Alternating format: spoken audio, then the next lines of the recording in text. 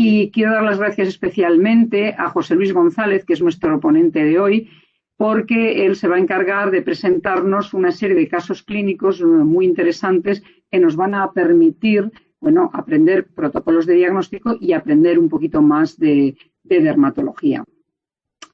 También quiero dar las gracias especialmente, claro, a la empresa Vinsa, que tiene un convenio con la Universidad de Zaragoza, que es el marco Cátedra Vinsa en la nutrición y salud de los perros y los gatos, porque con estos convenios, en este caso con el grupo Vinsa, pues nos permite organizar actividades docentes investigadoras que van proyectadas pues tanto a estudiantes como a todos los veterinarios del área de influencia de nuestra facultad y también en temas de investigación. Entonces, muchísimas gracias a todo el equipo Vinsa, que son unas personas extraordinarias.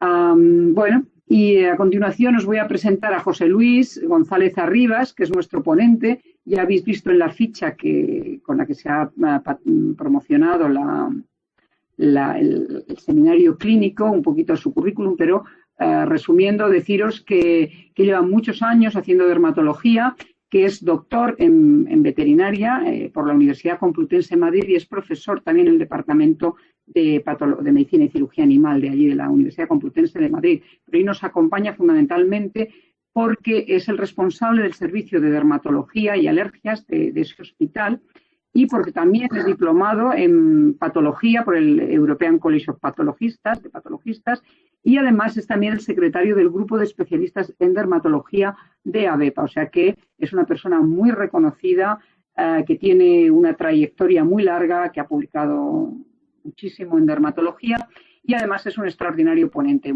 Supongo que muchos de vosotros lo conocéis y los que no, pues ahora lo podéis comprobar. Entonces, con él vamos a oír una serie de casos clínicos que los va a ir presentando uno detrás de otro. Va a introducir alguna preguntita para haceros meditar levemente y que nos despistéis a lo largo de cada caso clínico y él, cuando acabe cada caso, os daremos un turno de preguntas por si queréis hacer alguna relativa al caso que acaba de comentar José Luis. Y si no, seguiremos con el siguiente caso. ¿De acuerdo? Bueno, pues por mí nada más. Espero que os guste. Muchas gracias a todos por estar aquí. Y nada, vamos a empezar. Paso la palabra a nuestro querido compañero, amigo José Luis González. Muy bien, Maite. Buenos días, muchas gracias por tu presentación. Bueno, en primer lugar quiero saludar a todos los compañeros veterinarios y estudiantes que van a asistir a esta sesión. Y, por supuesto, agradecer a la profesora Maite Verde su invitación, la invitación para participar en esta sesión clínica en dermatología y ya hacer extensiva también mi agradecimiento al Grupo ASIS por el soporte técnico y por las facilidades que nos han dado para poder realizar esta sesión. Como veis, la sesión clínica, y por lo que os ha dicho Maite Verde, es una sesión que la vamos a dedicar a casos clínicos, durante la cual pues sí que me gustaría que participarais en la resolución de los casos, respondiendo diversas preguntas que yo os voy a ir haciendo a lo largo de la exposición de los casos. Es decir, que tengáis a mano una hoja, cuaderno, donde podáis ir anotando aquellas preguntas que yo os vaya comentando durante la exposición. Bueno, nada más, tras esta breve introducción vamos a empezar, que yo creo que es lo que más nos interesa a todos. Vamos a empezar con el primer caso, por el primer caso clínico. Discúlpame, José Luis, creo que sin querer has apagado la cámara. Si puedes volver, por favor, a conectarla. Gracias. Vale. No me la imagen, la siguiente. Sí, haz un clic en lo que es la presentación y con la barra espaciadora, eso es. Y ahora, por favor, vuelve a activar la cámara. Correcto. Y vuelves a hacer un clic en la presentación. Correcto. Es así, ¿no? Me imagino. Vale. Bueno, pues este es el primer caso clínico que vamos a ver hoy.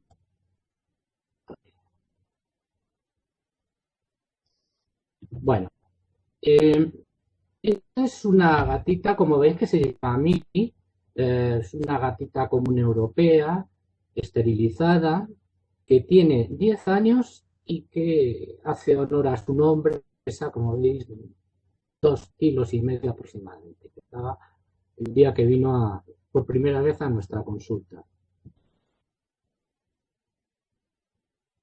En cuanto a la anamnesis, nos dice el propietario, siempre cuando iniciamos cualquier tipo de paciente que nos llega a la consulta, la anamnesis nos dice que vive en un piso con otro gato castrado de su misma edad, está vacunada y desparasitada de forma regular, su alimentación es comida comercial seca y un detalle importante, y siempre solemos preguntar a los propietarios, es si tiene acceso al exterior de la casa. En cualquier caso, ninguno de los dos gatos en el exterior, no tienen contacto con otros gatos.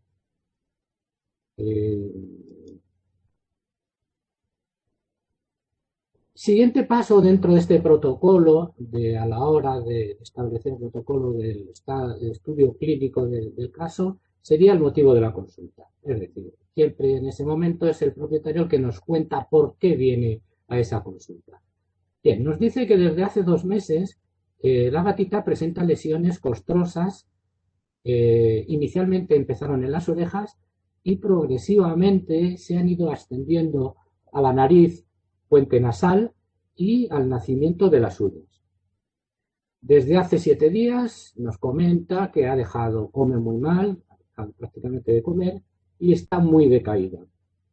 La gata está, como os he puesto ahí, está triste y le preguntamos si ha padecido alguna enfermedad con anterioridad y nos comenta que no ha tenido con anterioridad ningún tipo de enfermedad. Bien.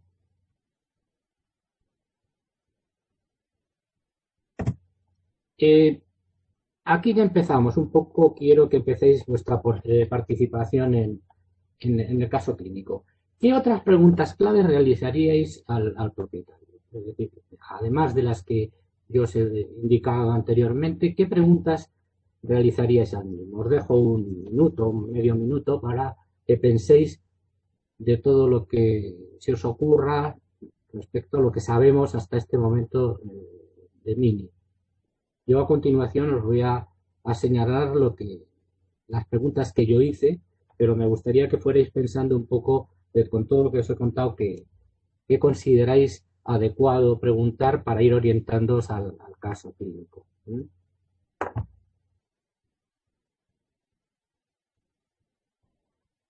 Estas serían las preguntas que yo consideré en su momento hacer para ir completando un poco y conociendo mejor la historia de Mini. Si tenía prurito, ya sabéis que es una pregunta que se hace siempre a todos los animales, a todos los pacientes dermatológicos, es muy importante. Y se puede decir que la dermatología se divide en aquellos que tienen pacientes dermatológicos que tienen prurito, que no lo tienen, en este caso ahora lo comentaré. Si está afectado el otro gato, que eso es un detalle importante. Si le han hecho alguna prueba con anterioridad antes de venir a la consulta. Si algún miembro de la familia tiene lesiones en la piel, es una pregunta que solemos hacer con frecuencia para ver si hay una posible transmisión de los animales a los dueños, a las personas con las que convive, y si ha recibido o recibe algún tipo de tratamiento. Pues estas son las preguntas que nosotros consideramos y aquí veis las respuestas. En cuanto al prurito, nos dicen que de una escala de 0 a 10 tenía un prurito leve, es decir, que lo hemos indicado como más o menos un 3. Bueno, nos lo dijeron los propietarios.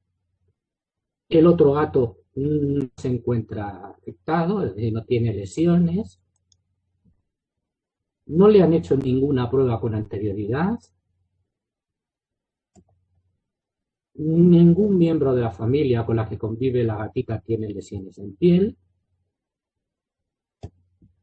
Y lo único que nos señalan de todas esas preguntas, nos dicen que ha estado durante un mes con un tratamiento, le mandaron un tratamiento con itraconazol. Ya sabéis que el itraconazol es uno de los fármacos que se utiliza para la dermatofitosis y estuvo durante un mes con este tratamiento vía oral y que no vieron una respuesta favorable a la terapia con el itraconazol.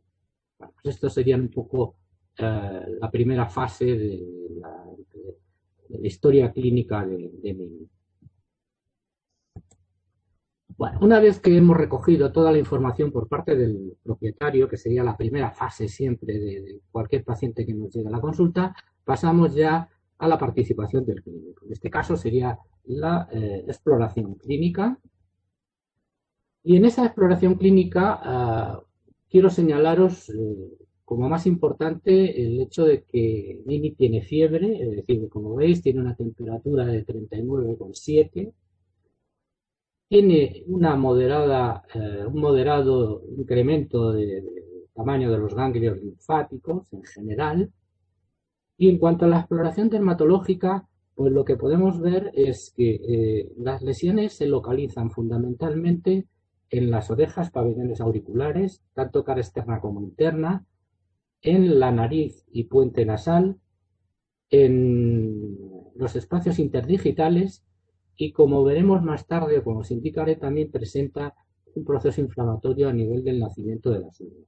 El tipo de lesiones, pues las vamos a ver ahora con imágenes. Yo las he resumido hoy en texto, es decir, lo que tiene es una pérdida de pelo, tiene un enrojecimiento de la piel y costras, sobre todo en nariz, puente nasal, como os he dicho anteriormente, orejas y espacios interdigitales.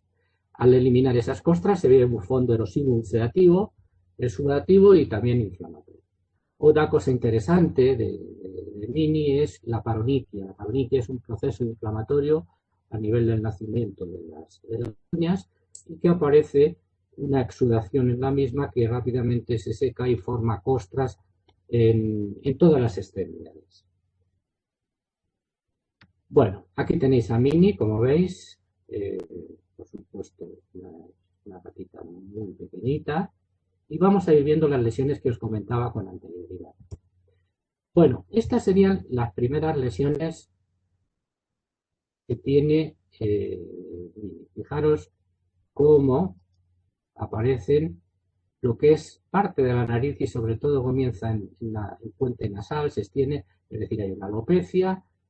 Vamos a verlas, quizás lo vamos a ver aquí mejor.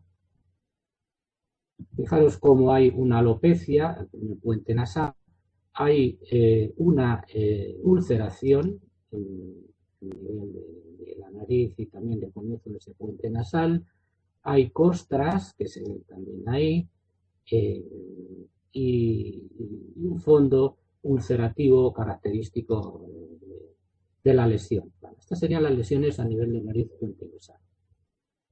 Siguientes lesiones que os comentaba, también importantes, pues las lesiones costrosas. Bueno, por supuesto hay una alopecia clara en ese pabellón auricular, como vemos en la imagen, y hay una serie de costras multifocales por todo el pabellón, como podéis apreciar.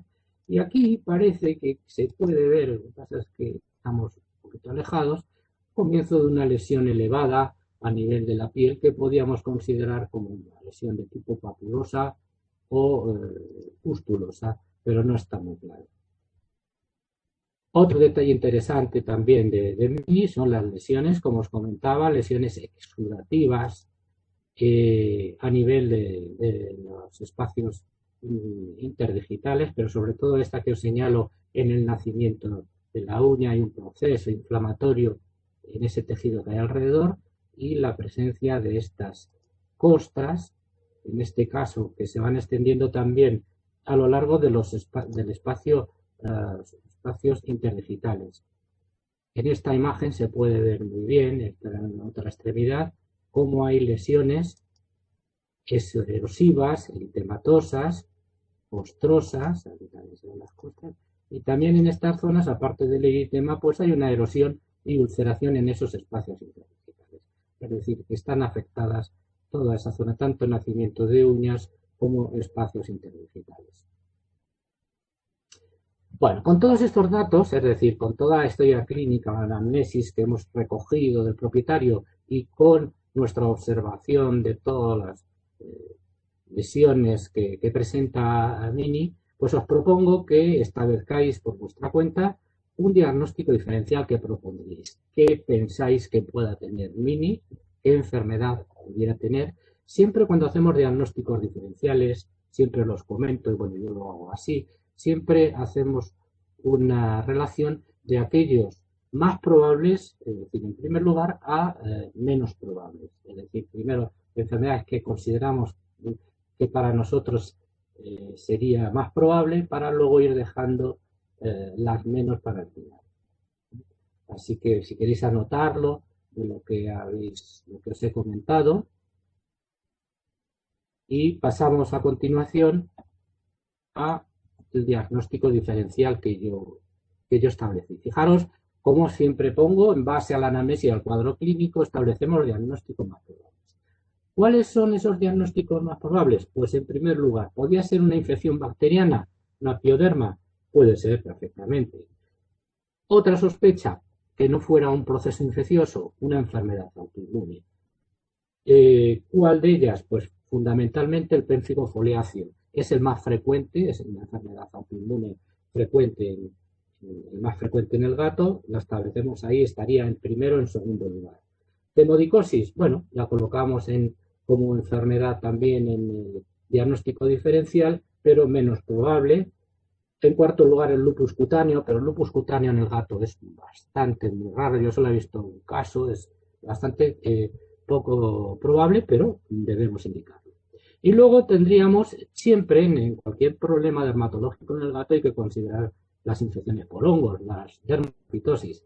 Sin embargo, en este caso, debido a que ya lo habían tratado con itraconazol, pues lo descartamos, el hecho de que no respondiera a ese tratamiento, lo descartamos. Y también descartamos, habíamos añadido una reacción cutánea inducida por fármacos que a veces puede presentar o dar lugar a este cuadro clínico, pero que en caso de Mini no se le había administrado previamente ningún fármaco que pudiera haber inducido el desarrollo de estas lesiones.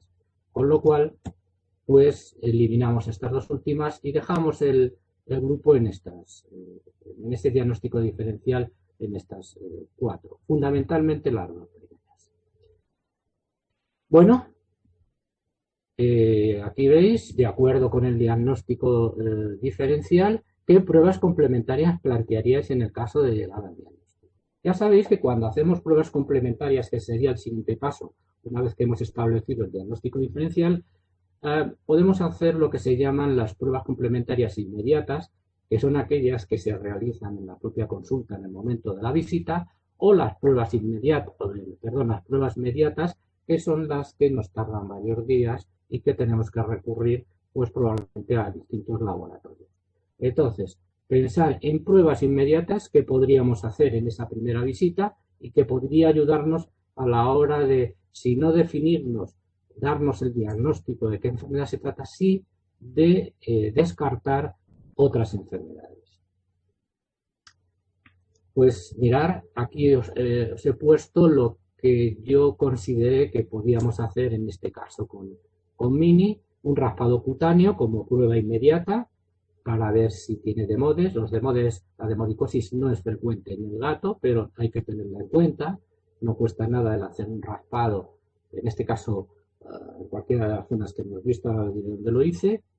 Luego también en animales mayores también, pues me gusta mucho hacer analítica sanguínea, tanto hematología como bioquímica, y por supuesto, aunque nos decían los dueños que estaba vacunado, bueno, hicimos un test de leucemia e inmunodeficiente. Y en esa primera visita también lo que realizamos fue una citología de ese sudado que tenía el Mini, sobre todo a nivel de lo recogimos con un bastoncillo y lo aplicamos en un portaobjeto, lo teñimos y ahora lo comentaré y miramos al microscopio. Ya dejamos el cultivo bacteriológico para pruebas ya inmediatas, es decir, que ya nos tardan, o bien una biopsia en el caso de que las anteriores no nos fueran bien. Bueno, pues mirar, en el caso del raspado cutáneo que hicimos, lo cogimos de la parte del puente nasal, zona donde no hubiera ningún tipo de erosión ni costra, zona alopécica eritematosa, y el resultado del cultivo fue negativo. A continuación, como os he dicho, hicimos una extracción de sangre para test de leucemia e inmunodeficiencia y también para ver una analítica, un análisis de sangre con hematología y bioquímica. Bueno, esto es un poquito más rápido. El test de leucemia e inmunodeficiencia fue negativo. Esto es una prueba que se hace rápida y en el mismo día lo tenemos. Allí en nuestro laboratorio de microbiología. Y en el caso de la hematología, lo único que nos llamó en cierta medida la atención fue una leucocitosis con neutrofilia, que podía estar inducido por un proceso infeccioso o no infeccioso, que a veces ocurre en procesos inmunomediados. Esto es lo único que destacó en esa analítica. Hicimos una citología de ese exudado, como os comentaba antes, para ver qué características tenía, y el resultado de la citología, que ahora lo veréis, lo que vimos fueron neutrófilos, en gran medida no degenerados, aun cuando ahora veréis que la imagen no es muy buena, no salió muy bien, células epiteliales y algunos eosinófilos. Esta es la imagen, la tinción no es muy buena, y entonces, como podéis apreciar, pues se ven todos estos que son, estos son neutrófilos, todos estos, neutrófilos, estos serían hematíes que han salido del tono grisáceo, y todas estas células grandes, esta que señalo, todas estas células son células epiteliales, son células grandes, con un tamaño citoplasma grande, núcleos más o menos redondeados o ovoides, células bastante homogéneas, que nosotros las identificamos como células epiteliales, probablemente queratinocitos de la epidermis, es decir, neutrófilos y células epiteliales. Esta fue la imagen citológica. Esto nos estaba empezando a orientar. Bueno, un detalle importante. No vimos bacterias, no vimos microorganismos en esa citología, lo cual no quita que la pudiera tener, porque a veces en las citologías podemos tener una infección y no la vemos, no vemos las bacterias en el estudio, en el examen citológico.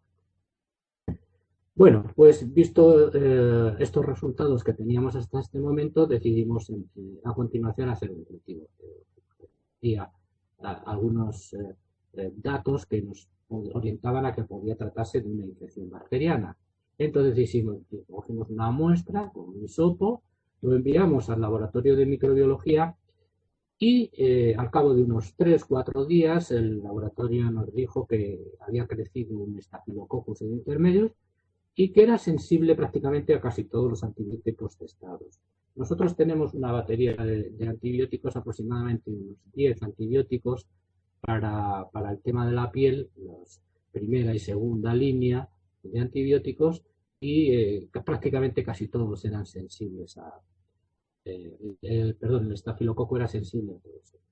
Bien, ¿qué hicimos? Pues optar por uno de los antibióticos, concretamente lo que utilizamos fue la cefovecina, nos resultaba cómoda, sabéis que es un antibiótico que se utiliza vía subcutánea, que tiene una liberación progresiva, más o menos una duración, un efecto de unas 2 semanas, y la dosis que pusimos, sabéis que es 1 mililitro por cada 10 kilos de peso, es decir, que le administramos 0,25 mililitros vía subcutánea, y ver al cabo de 2 semanas cómo evolucionaba el gatito frente a esa infección frente a este antibiótico. La respuesta a las 2 semanas fue escasa, es decir, apenas si desaparecieron las lesiones, seguíamos viendo esas lesiones costrosas, esas erosiones, es decir, una evolución muy, muy pobre. Con lo cual, pues ya no nos quedó más remedio que ya ir a la siguiente prueba complementaria que ya os indicaba inicialmente dentro de todas aquellas pruebas, que fue el hacer la biopsia. Entonces, pues, realizamos una biopsia, cogimos muestras del puente nasal, intentar buscar siempre lesiones cuanto más primarias mejor y no lesiones ya muy secundarias contaminadas en cuanto a costras, etcétera, cuanto menos cojamos mejor. Este fue el diagnóstico histopatológico. Lo más interesante de todo ello fue, como leéis en en las primeras líneas fue esa hiperplasia de la epidermis, que ahora lo vamos a ver en imágenes, pero sobre todo era la presencia de pústulas y costras subcorneales debajo del estrato córneo de la epidermis, que contenían en su interior neutrófilos no degenerados y numerosos queratinocitos, que los llamamos queratinocitos acantolíticos, es decir, queratinocitos que se estaban desprendiendo de esa epidermis a esa cavidad, concretamente a esa pústula. Luego había una dermatitis perivascular, pero bueno, eso es menos interesante en este momento. Bueno, esta sería la imagen histológica o histopatológica de la lesión. Fijaros, esta es la epidermis de todo esto, esta es la epidermis, está engrosada, y luego en esta epidermis lo que se ve es una cavidad, que es esta que os señalo aquí, donde aparecen una serie de células, aquí también, todas estas, y luego todo esto que os señalo aquí serían una zona, esta señalo que llamamos costos, es un exudado, y estas lesiones estarían, lo que pasa es que aquí no se aprecia, justamente debajo de la capa superficial de la epidermis, que es el estrato córneo. Es decir, esto sería la pústula. ¿Y qué contiene esa pústula que podemos ver en la imagen? Pues si pasamos a mayores aumentos, pues fijaros, por un lado se están produciendo, esta es parte de la epidermis, esta también, esta sería la cavidad, aquí también, y entonces aquí vemos en esta epidermis cómo se van separando las células epiteliales, todas estas más, ahora lo vemos con mayor detalle, los sinófilos serían células epiteliales y todos estos, ahora lo veremos, son neutrófilos. Se van separando unos de otros y van cayendo a esa cavidad para constituir lo que se denomina esas pústulas características. Aquí lo vemos con mayor detalle y más cerca. Esta sería la epidermis, una zona, no la que teníamos anteriormente. Esta sería la dermis, aquí esto es un vaso sanguíneo, esta es la dermis, esta es la epidermis, esto que veis aquí. Y aquí, ¿qué es lo que está pasando? Pues fijaros cómo se están separando, esa sería una célula epitelial, esta sería un grupo de 3 células epiteliales, aquí también células epiteliales, y todo esto que veis aquí son neutrófilos. Hasta incluso esta que se ve, creo que se ve bastante bien, eso sería un eosinófilo. Es decir, que lo que se está produciendo es una acantólisis, un desprendimiento de células epiteliales, se van separando y cayendo dentro de esta que sería la cavidad de esa pústula. Bien, esto es muy característico, junto con los datos que hemos recogido con anterioridad, de una enfermedad autoinmune que se denomina pérfido-foliáceo. Entonces, con los datos de la anamnesis, que nos comentaba, los signos clínicos, decaimiento, fiebre, hasta incluso prurito, etcétera, el descarte de otros diagnósticos a través de resultados laboratoriales, la citología, que en realidad esas células epiteliales eran esos acantocitos que acabamos de ver en la biopsia, y el estudio histopatológico, que fue el que nos confirmó la enfermedad, llegamos a este diagnóstico de pérfido. ¿Y qué es el pérfido foliáceo? Pues aquí lo tenéis. El pérfido foliáceo, os he hecho aquí un breve resumen, es una enfermedad autoinmunitaria, o es la más frecuente en el gato. Se origina por la formación de anticuerpos o autoanticuerpos cuyo objetivo son los desmosomas de las células epiteliales de la epidermis, que lo que hace es producir esa ruptura, separación de esas células epiteliales, en realidad esa descamación de las mismas, es decir, esa acantólisis. Como consecuencia de ello, se forman esas pústulas que en el caso del gato se suelen romper muy rápidamente y apenas si se ven, en cambio en el perro se ven mucho mejor, y dan lugar a la formación de esas costras amarillas que veíamos en el vídeo. Cuanto a localización, la cara, oreja y la región podal son las zonas que con mayor frecuencia se afectan. Fijaros que coincide perfectamente con nuestro caso clínico. Las lesiones suelen ser bilaterales y simétricas, también ocurría en el caso de Mini. Las impresiones citológicas se ven células acantolíticas y neutrófilos, que es lo que hemos visto antes, y el diagnóstico definitivo lo confirma la histopatología. Mi consejo es, que bueno, yo también tengo, mis raíces son de histopatología, es que para hacer un diagnóstico de penfigofoliáceo no os quedéis en la citología, sino que hay que hacer una histopatología, un estudio histopatológico para confirmar la enfermedad, porque a veces se pueden confundir algunas citologías pueden ser procesos infecciosos y por el hecho de que haya neutrófilos o no haya microorganismos y haya células epiteliales, no es patognomónico y característico solo del penfigofoliáceo. Bueno, esto os he puesto un artículo para que si lo queréis anotar y sobre todo para completar un poco la enfermedad clínico. Es una revisión que se hizo en el año 2019 por una veterinaria eslovaca que está trabajando en Estados Unidos. Ha hecho una revisión de todos los casos de penfigofoliáceo. Está muy bien, muy interesante. Hace un resumen de la enfermedad y os recomiendo, si tenéis interés, que lo reviséis o que leáis el artículo. Además, creo que está en abierto, con lo cual todavía mucho más sencillo. Por si queréis anotarlo, si no, la revista. Bueno, ¿y qué tratamiento ponemos frente al penfigofoliáceo? Pues el tratamiento que nosotros realizamos, lo voy a contar a continuación. Pensar ahora un poco qué tratamiento pondríais. Estamos ante un gato, ojo con esto, lo digo por algún fármaco, es decir, por supuesto tendríamos que hacer un tratamiento inmunosupresor, que es lo indicado, pero hay algunos fármacos que se utilizan en el perro que no se deben utilizar en el gato. Bueno, estas son las alternativas terapéuticas que más o menos se incluyen a la hora de tratar el penfigofoliáceo, una enfermedad autoinmune de piel en el gato. Ahí tenéis el glucocorticoides, tenéis la ciclosporina y tenéis el clorambucilo. En el gato no se debe administrar la azatioprina, que sí se utiliza en el perro, se puede combinar con corticoides. En el caso del gato no, por sus efectos tóxicos sobre la médula ósea. Entonces, estos serían, desde mi punto de vista, 3 fármacos que se pueden, cualquiera de ellos, utilizar en el tratamiento de esta enfermedad.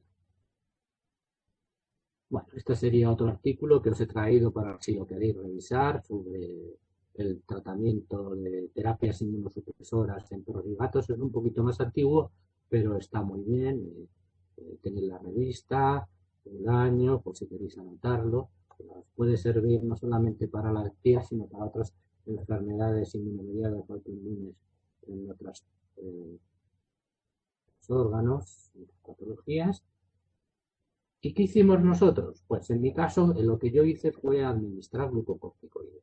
Concretamente metilprednisolona, que suele ser el glucocorticoide que yo suelo utilizar más en dermatología, a una dosis de inducción de 4 miligramos kilo día. Es decir, en el gato están más o menos, se habla, dosis inmunosupresoras, estaría, hay algunos que dicen entre 2 y 4, otros entre 3 y 4 miligramos, algunos hasta incluso más, hasta 5 miligramos. Pero bueno, yo creo que un término medio estaría bien, 4 miligramos kilo, y siempre que empiece un tratamiento inmunosupresor, tanto en el perro como en el gato, siempre lo divido en 2 tomas. Es decir, que en este caso lo que hicimos fue administrar 2 miligramos por la mañana y 2 miligramos por la noche, concretamente vía oral en mini.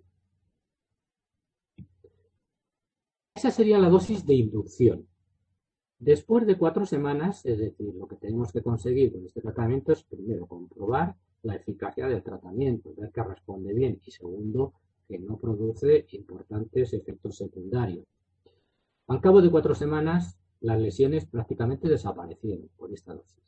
En el momento que desaparecen esas lesiones, lo que tenemos que pasar ya es lo que se denomina la fase de transición, que es ir reduciendo lentamente el corticoide, como tenéis puesto ahí, hasta llegar a la dosis de mantenimiento. Es decir, ir poco a poco y lentamente, en este caso más o menos duró entre 3 y 4 semanas, hasta llegar a la mínima dosis posible que sea eficaz para el control de la enfermedad y que no produzca efectos secundarios. En nuestro caso llegamos a 0,8 miligramos kilo cada 48 horas, esa fue nuestra dosis de mantenimiento, y con esa dosis de mantenimiento pues lo tuvimos durante unos 4 meses aproximadamente, siempre haciendo revisiones periódicas. Hay que hacer por los efectos secundarios de los corticoides, tanto analítica de sangre como de orina. Sobre todo se elevan mucho las enzimas hepáticas, pero bueno, si están elevadas pero dentro de un margen más o menos controlable, pues perfecto. 4 meses más o menos con esta dosis, el gatito seguía bien. Entonces lo que hicimos fue empezar a bajar y ya considerar a ver si podíamos quitarle, suspender el tratamiento y que no recayera. Ahí os he puesto que al cabo de los 6 meses, observando que la gata se encontraba muy bien, decidimos suspender el tratamiento. Ahora vais a ver, esta es la imagen, os he traído esta foto de la lesiones de la nariz. Fijaros que no tiene nada que ver con las que veíamos inicialmente. Y bueno, pues y estas son las uñas, también. Fijaros qué diferencia entre esas lesiones que veíamos y cómo estaba. Y decidimos, transcurrido ese periodo de tiempo, suspendimos el tratamiento, y ahí os he puesto que en la actualidad, transcurrido 1 año de la suspensión del tratamiento, no se ha producido ninguna recaída. Tuvimos suerte, es decir, el pénfigo foliáceo, las enfermedades autoinmunes tipo pénfigo, tipo lupus, sobre todo el pénfigo, hay algunos animales que no se puede, no podemos suspender totalmente la medicación inmunosupresora porque recaen. Entonces, en algunos casos, como fue el de Mini, tuvimos la suerte, entre comillas, de que no recayera y se controlara totalmente o desapareciera la enfermedad con el tratamiento, y al suspender no hubiera ninguna recaída. Hay casos en los cuales tenemos que estar ya de por vida, a muy, muy, muy largo plazo, con un tratamiento inmunosupresor para poder controlar esa enfermedad. Y yo creo que nada más, es decir, por mi parte, es decir, que con el caso clínico, si tenéis alguna pregunta o algún comentario sobre esto, pues de contestaros. Gracias, José Luis. Pues mira, para este primer caso hay 2 preguntitas. Una, te iban contestando sobre cuando les hacías preguntas qué signos, o sea, cuestiones de la historia, que te preguntaban si había pruritos y el otro gato cómo estaba, pero bueno, ya lo habéis ido resolviendo. Preguntas ya para el final del caso. Primero, y creo que es importante, ¿no? ¿De dónde tomar la biopsia para, claro, que el diagnóstico histopatológico ayude, de verdad? Sí, vale. En este caso es complicado porque por las lesiones que tenía, en fin, en el caso de la oreja era complicado tomar ahí una biopsia. En el caso de las uñas se puede tomar del nacimiento. Yo lo cogí del borde del puente nasal, la biopsia. Y es muy importante, en el gato es que no se ve, como he comentado antes, pero es muy interesante, y sobre todo en el pénfigo foliáceo, intentar coger una lesión primaria, una lesión incipiente, y a eso lo llamo, por ejemplo, coger una lesión, una pústula, porque esa va a ser la orientación, la lesión que nos va a orientar a la hora de poder llegar al diagnóstico. En el gato, como he dicho, las pústulas prácticamente no se ven porque se rompen y se forman costras. Entonces, en este caso lo que hicimos fue coger una parte del puente nasal, una parte de tejido más o menos no afectado de la piel, y luego un borde eritematoso, poco costroso, de 2 zonas. Cogimos la biopsia, la cogimos con bisturí, en este caso, para el estudio estomatológico. Vale. Otra pregunta es, la mayoría de las enfermedades autoinmunes, en la mayoría no se puede parar el tratamiento. Entonces, ¿cuál sería un protocolo, una pauta, digamos, asequible, tolerable para tener un tratamiento de mantenimiento de una enfermedad autoinmune en la que no se puede quitar el tratamiento? ¿Alguna combinación de fármacos? Y si son corticoides, pues eso, ¿con qué pauta se podría ser tolerable a muy largo plazo? ¿Cada 2 días? Sí, a ver, se puede utilizar a veces los corticoides, el efecto del corticoide siempre inicialmente tarda poco, pero decir, en hacer efecto, y es muy útil. A veces el corticoide por sí solo, como en este caso, es capaz de controlar la enfermedad, pero a veces no es así. Y para controlarla tenemos que dar dosis muy altas, con lo cual los efectos secundarios son muy importantes y entonces hay que recurrir a una combinación de glucocorticoides con otros fármacos. ¿Cuáles? Pues por ejemplo el clorambucilo es una posibilidad, o hasta incluso yo utilizo el glucocorticoides con la ciclosporina. Eso inicialmente. Y luego a largo plazo, pues si podemos con los corticoides solo, pues sería darle la dosis más baja. En el caso del gato sería muy ideal, sería entre 0,5 y 0,8 miligramos kilo, más o menos, y siempre en días alternos, sobre todo por los efectos secundarios. Y sobre todo en los gatos por el efecto secundario y sobre todo por las diabetes. Y si no, también yo lo he hecho en algunos gatos que me ha ido bien, subir un poquito la dosis de dar ciclosporina. Es decir, la ciclosporina en el gato para tratamientos de dermatitis o síndromes atópicos, enfermedades alérgicas, se utiliza a 7 miligramos kilo. Podemos elevar a 10, 14, 10, 15 miligramos kilo de ciclosporina y con eso podemos controlar también. Tenemos que, bueno, ir valorando cada animal, responde de una manera diferente. A veces con un solo tratamiento, con un solo fármaco, podemos controlar y en otros casos hay que combinarlos. Yo la combinación que suelo hacer, si con el corticoide no puedo o no, por sí solo no es capaz, suelo combinarlo con el clorambucilo o bien con la ciclosporina. Y a veces también se puede combinar con la ciclosporina. El problema de la ciclosporina en el gato es que te admita el producto, porque si ya es complicado a un gato darle administrar pastillas, a veces los porinas, sobre todo líquido, pues muchos de ellos no lo admiten, empiezan a hipersalivar y no consigues darle la dosis adecuada. Es decir, que cada animal tenemos que buscar la pauta y los fármacos adecuados. No sé si he contestado a las preguntas que me hacían. La última. Aunque dice, ¿qué pasa si se suspende el tratamiento y hay una recaída? O sea, ¿cómo hay que empezar? Y ya respondo, bueno, también te digo que una persona pregunta, ¿qué fármaco has dicho que no se puede usar en gatos? La azatioprina. Sí, bueno, lo que no se debe utilizar en el gato es la azatioprina, que sí se utiliza y mucho en el pérfido foliáceo, bueno, mucho con frecuencia con corticoides, azatioprina prevenida en el gato.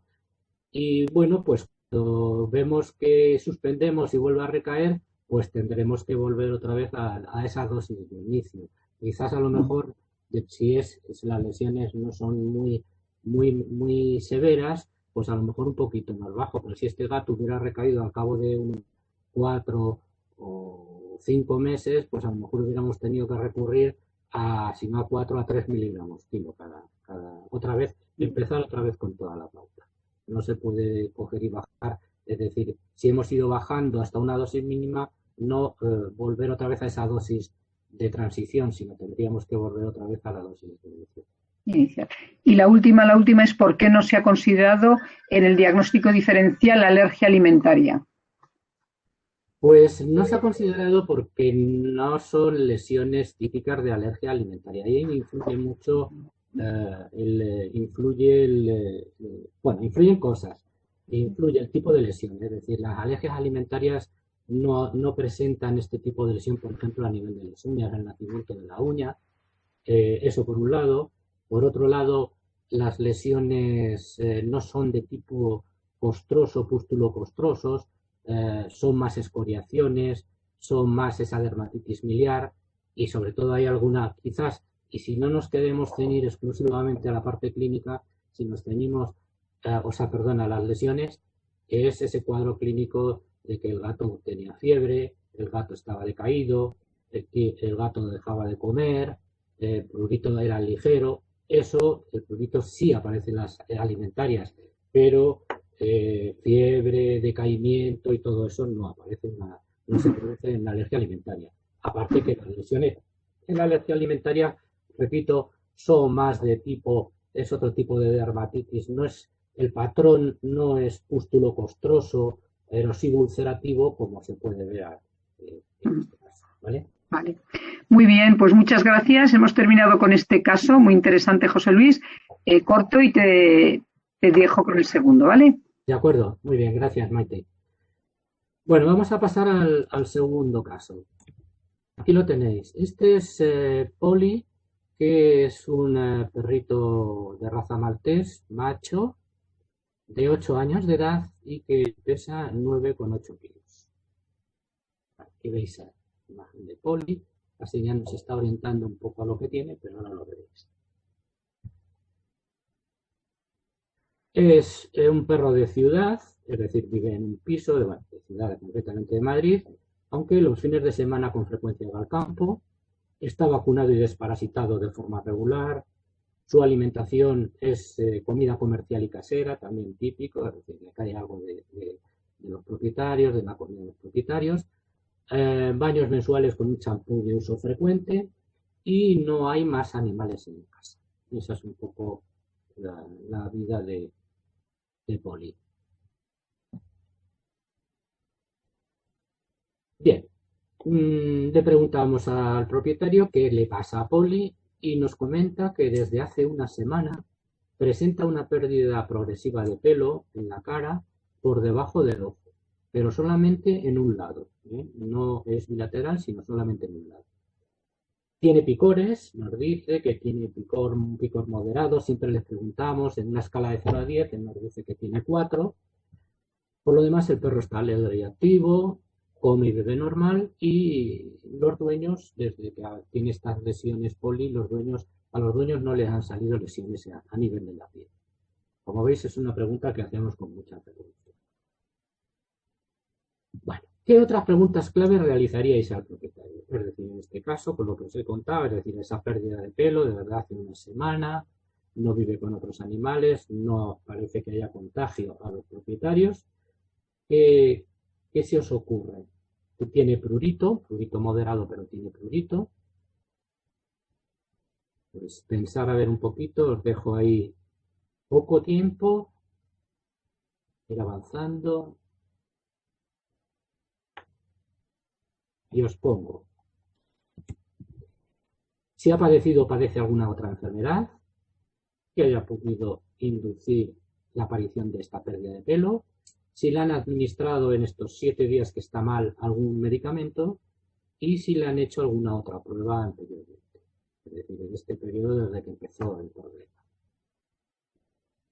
Bien, nos dicen que hace 5 años se le diagnosticó una dermatitis atópica y que desde entonces la enfermedad está controlada con inmunoterapia específica es decir, está con desensibilización, que le está yendo muy bien, aun cuando a veces tiene algunos brotes de prurito, de alguna lesión, y bueno, le tienen que dar algún tratamiento sintomático, tipo Apoquel, por ejemplo. ¿Le han administrado recientemente algún medicamento? Me dicen que sí, que le han puesto betadine, etc. La povidona ayudada sobre la lesión alopecia. Ahora lo veréis cómo se aprecia el hecho de que le hayan puesto la povidona, pero nada más en estos 7 días. No le han hecho ninguna prueba anteriormente. Digamos que ha sido la primera vez que han ido al veterinario desde que le ha aparecido esta lesión. Bueno, una vez que tenemos más o menos orientado el tema, cómo vive, dónde vive, lo que hace y un poco las características según el propietario desde que le apareció, cómo ha evolucionado, en efecto sí que es verdad que dicen que cada vez se le va cayendo más el pelo en esa zona, pues nosotros, ya como decía antes, participa el veterinario. En la exploración física general no vemos ningún tipo de alteraciones y en la exploración de la piel lo que vemos es, os lo voy a poner mejor, ya que esto está aquí desarrollado, lo voy a ocultar mejor. Bueno, esta sería la imagen de la lesión. Aquí está un poquito forzada la imagen, como estamos estirando un poco para ver bien la lesión en el ojo, pero la siguiente me gusta más. Esta sería un poco lo que le pasa a Poli. Tiene una descamación periorbitaria, aquí, esta zona que os voy señalando, hay escamas, pocas, pero las hay, y luego, por supuesto, lo que llama la atención es esta alopecia focal, unilateral, con tumefacción y eritema de la zona, es decir, está inflamada esa zona, ahí también, y falta de pelo, y fijaros cómo donde hay pelo en el centro de la lesión, ese pelo tiene un color marrón. Bueno, pues ese color marrón es debido, no es que haya cambiado, haya virado por sí sola esa lesión, sino que eso es debido a la aplicación del yodo de la povidona yodada sobre la lesión. Es decir, que en resumen, lo que nosotros, el cuadro clínico, lo podemos definir como una alopecia focal, con eritema, con escamación y con prurito moderado, lesión unilateral por debajo. Bueno, ¿qué diagnóstico diferencial propondréis? Acordaros siempre, y ahora lo voy a comentar, siempre cuando encontréis un animal, un paciente, sea perro o gato, sobre todo el perro, que tenga alopecia, bien sea focal o bien sea multifocal, acordaros siempre de descartar, de tener siempre como primeros diagnósticos, como más probables, 3 enfermedades. Hagamos una triada. Y estas serían la demodicosis, la foliculitis bacteriana, es decir, una infección bacteriana, y la infección por hongos, dermatofitosis. A esto le añadimos una dermatitis por malasesia. Era un perro que tenía dermatitis atópica, puede haber tenido un brote de tipo de carácter descamativo seborreico y algún sobrecrecimiento de malasesia. Pero no, como veis, lo he puesto en cuarto lugar, no era lo que a mí me llamaba más la atención. Y dermatitis atópica, pues podía haber sido un brote de la enfermedad, pero tan localizado me resultaba raro. Pero también lo pusimos por esos antecedentes y porque el perro tenía una dermatitis atópica. Pero vamos, sobre todo quedaros con las 3 primeras. Bueno, ¿qué hacemos en estos casos? ¿Qué pruebas complementarias haríais? Pues por supuesto tendríamos que descartar esas 3 enfermedades que os he comentado anteriormente. ¿Cómo? Pues ahí cuando tenéis que contestar vosotros, ahí anotar en vuestro papel qué haríais. Acordaros siempre, pruebas inmediatas y pruebas mediatas. Pruebas inmediatas serían, ahora lo veremos, para descartar la demodicosis, y pruebas mediatas, por ejemplo, para descartar bien una infección bacteriana o por hongos, un cultivo. Entonces, aquí tenéis un poco lo que yo considero como pruebas complementarias para este caso. Raspado cutáneo, por supuesto, para demodicosis. Tricograma, para ver cómo están esos pelos, sobre todo los pelos del centro y sobre todo los de la zona periférica. Por la proximidad, aunque yo en este caso hice raspado porque el perro es muy bueno, raspado para ir a la búsqueda de demodes, hay que tener mucho cuidado en esa localización de hacer raspados por si se mueve y podamos tener un disgusto, cortar al perro, está muy próximo. Con lo cual, y yo cada día hago más, en el caso de las demodicosis, hago más tricogramas por tracción, es decir, con pinzas, cojo pelos, y eso los analizo a través de la morfología del pelo y veo si hay la presencia de demodes. En este caso hicimos raspado porque era bueno, pero esta localización es una localización que está más predispuesta a tomar pelos de la zona por tracción, más que hacer raspado por el riesgo que tenemos con la proximidad del ojo. Bueno, luego, como había una inflamación, aunque no había exudación, podíamos hacer una citología por impresión. ¿Para qué? Pues para ver si podíamos ver alguna bacteria o sobre todo el tema de malasesia, que también lo puse en el apartado. Y por supuesto luego hacer un cultivo bacteriológico y micológico. Es decir, que las 3 pruebas complementarias que os he puesto, esas las podemos hacer perfectamente el primer momento que llega el perro en la primera visita. Y de hecho, pues ahora lo vais a ver, hicimos la primera, que fue el raspado de la lesión. Y en el raspado, como veis, os he puesto ahí, no hay evidencia de presencia de ectoparásitos.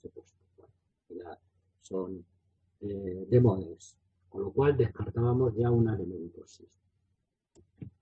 Realizamos simultáneamente también, cogimos pelos, hicimos un tricograma, tanto de esa zona central que estaba de color marrón por el betadine, como de la periferia, cogimos pelos, hicimos un tricograma. El tricograma consiste en analizar los pelos, la morfología del pelo, tanto ver si las puntas, por ejemplo, están afectadas, pero si están rotas, o bien cómo, en qué características tiene las raíces de esos pelos. En este caso, era una caída espontánea del pelo, salvo en algunos de ellos que sí se veían rotos.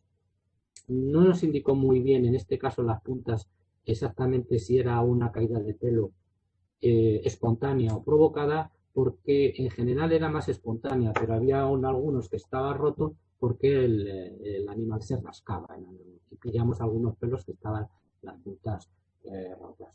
Pero en este caso también nos es muy útil, por ejemplo, estas son las raíces del pelo, y fijaros, esta es una raíz del pelo que termina en punta de lanza, que se llama, aquí también se ve, y en cambio esta que se llama, que termina en palo de golf, en forma de bastón.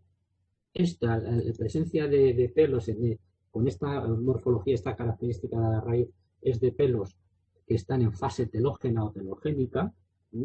Esta también, es decir, está en reposo, y esta sería una fase de crecimiento, fase activa de crecimiento, fase anágena o anagénica.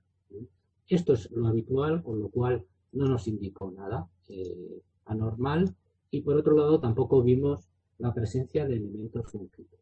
Aunque a mí no me gusta diagnosticar las infecciones por hongos a través de un tricograma. Siempre lo hago, siempre por cultivo, porque podemos tener, bueno, nos podemos equivocar y sobre todo a lo mejor encontrarnos con hongos saprofitos y no tenemos un plato.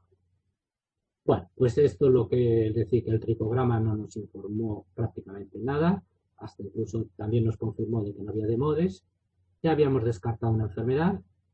Entonces el siguiente paso lo que hicimos fue coger pelos para cultivo bacteriológico y micológico. Cogimos pelos con unas pinzas, lo colocamos en una placa de Petri y lo enviamos al laboratorio de microbiología. Yo suelo mandar al laboratorio, no lo hago en la clínica porque pierdo mucho tiempo y sobre todo, bueno, yo que me dedico solo a la dermatología ya pierdo tiempo, pero si es un veterinario generalista con la cantidad de casos que tiene de todo tipo, el estar analizando todos los días, ver si hay crecimiento o no, qué tipo, cómo está creciendo y sobre todo luego saber qué tipo de hongo es, yo prefiero y creo que lo ideal, al menos yo pienso así, es mandarlo al laboratorio y que sea el laboratorio el que te diga exactamente si hay dermatofito y qué tipo de dermatofito, sobre todo por el contagio.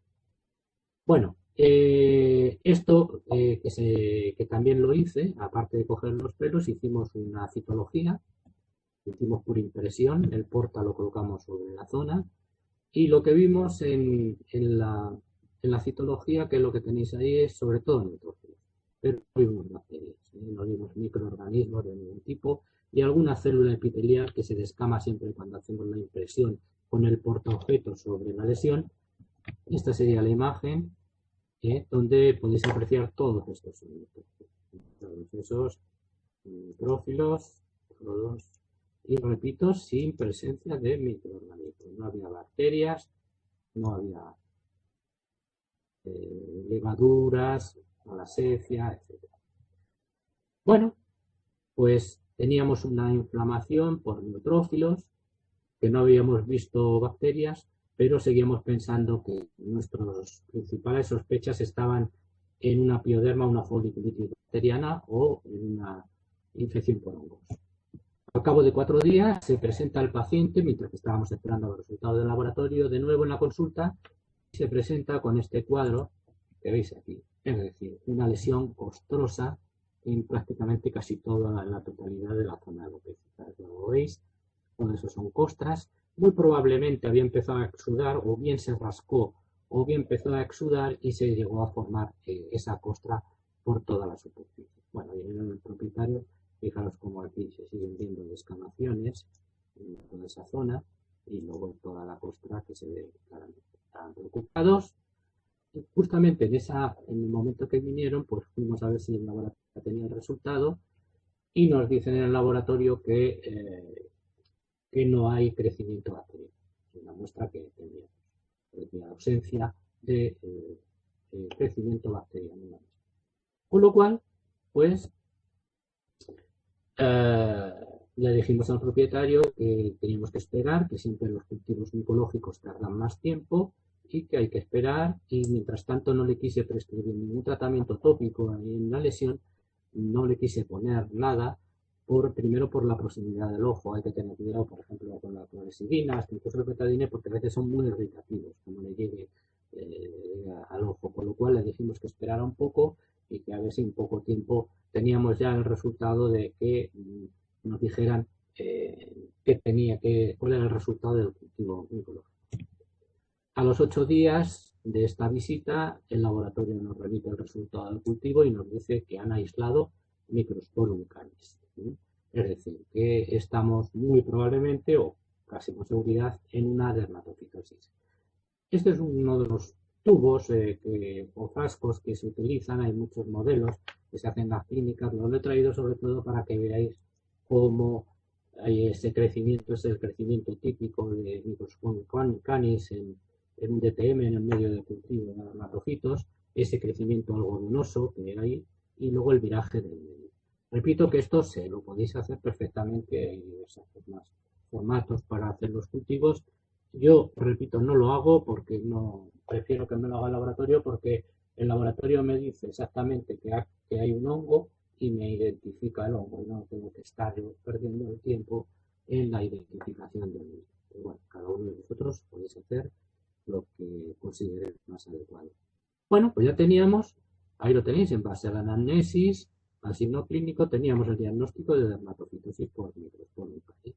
Ese teníamos. ¿Por qué es interesante también el conocer la especie o el género de dermatofito? Pues la forma de contagio.